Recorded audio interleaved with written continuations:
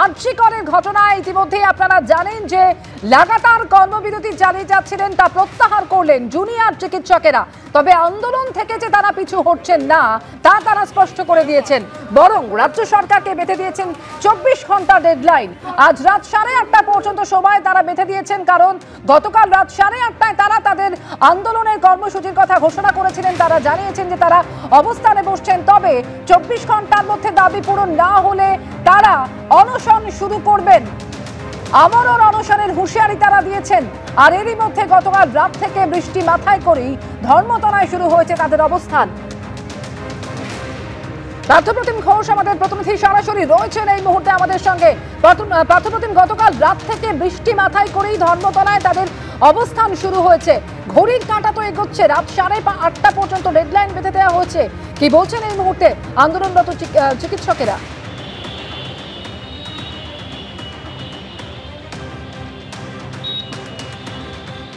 দেখো, ডেডলাইনের প্রায় 13 ঘন্টা অতিক্রান্ত হয়ে গেছে। এই মুহূর্তে ছবিটা দেখাবো, এটা হচ্ছে ধর্মতলা মেট্রো চ্যানেলের ছবি, যেখানে একেবারে যে অবস্থান মঞ্চ এবং যে অবস্থান মঞ্চে যেটা অভিযোগ যে ডেকোরেটার্স এসেছিলেন তারা কিন্তু এখানে মঞ্চ তৈরির জন্য তাদেরকে পুলিশ বাধা দিয়েছে বলে আন্দোলনকারীরা তেমনটা কিন্তু অভিযোগ করছেন। এবং তারপর নিজেরাই সেই ত্রিপল টাঙিয়ে বৃষ্টির মধ্যে একেবারে এখানে একটা ঘড়ি লাগিয়েছেন এবং ঘড়ি লাগিয়ে সেই সময় এগোচ্ছে। ঘড়ির কাঁটায় এখন 9:40 এবং সেক্ষেত্রে কিন্তু রাত্রি 8:30 পর্যন্ত তারা সময়সীমা বেঁধে দিয়েছে, পরবর্তী কর্মসূচি ঠিক করবে। এবং ইতিমধ্যে এই যে অবস্থান মঞ্চ, সেই অবস্থান মঞ্চের বাইরে তাদের যে প্রতিবাদের যে ভাষা, সেই ভাষা তারা ফুটিয়ে তুলছেন এবং সেই আলোচনাও চলছে।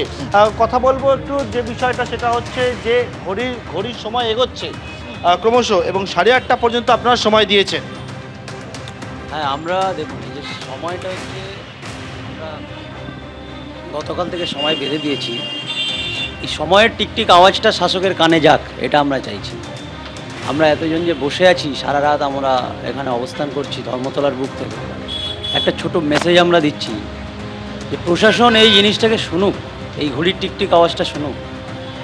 এবং 54 দিন 52 দিন আমরা বসে আছি, 56 দিন বসে আছি, সেটা যখন কানে পৌঁছাচ্ছে না, তখন আমাদের এই ঘড়ির আওয়াজটা দেওয়াতে আমরা বাধ্য হচ্ছি।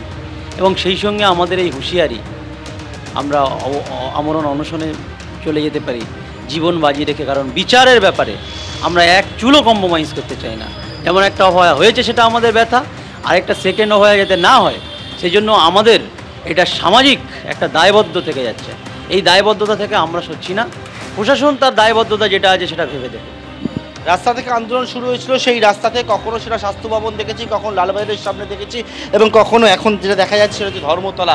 একেবারে ধর্মতলা যে রাজপথ, সেই রাজপথে আন্দোলন চলছে। তার সঙ্গে দেখাবো যে তাদের যে প্রতিবাদের ভাষা, গ্রাফিটি আঁকা হচ্ছে এবং রাস্তার একটা বড় অংশ সেখানে গার্ডরেল দিয়ে ঘেরা রয়েছে এবং তার পাশ থেকে একটা অংশ থেকে যান চলাচল সেটা করছে। প্রচুর পুলিশ এখানে মোতায়েন করা হয়েছে এবং আন্দোলনকারী যারা জুনিয়র চিকিৎসকরা তারা একেবারে সরাসরি যেটা বলছে যে ঘড়ির সময় এগোচ্ছে এবং তার পাশাপাশি তারা যে হুঁশিয়ারি দিচ্ছে প্রশাসনকে, তাদের যে দাবিগুলো রয়েছে 24 ঘন্টা ডেডলাইন, সেই ডেডলাইনের আগে যদি তাদের দাবি দেওয়া পূরণ না হয় তারা কর্মবিরতি তুলেছে, কাজে ফিরেছে। কিন্তু তারই সঙ্গে তারা বলছেন যে পরবর্তীকালে তারা আমরণ অনশনে যাবে তাদের যে ডেডলাইন, সেই ডেডলাইন অনুযায়ী তাদের যে দাবি, সেই দাবি পূরণ না হলে। ধন্যবাদ পার্থ তোমাকে।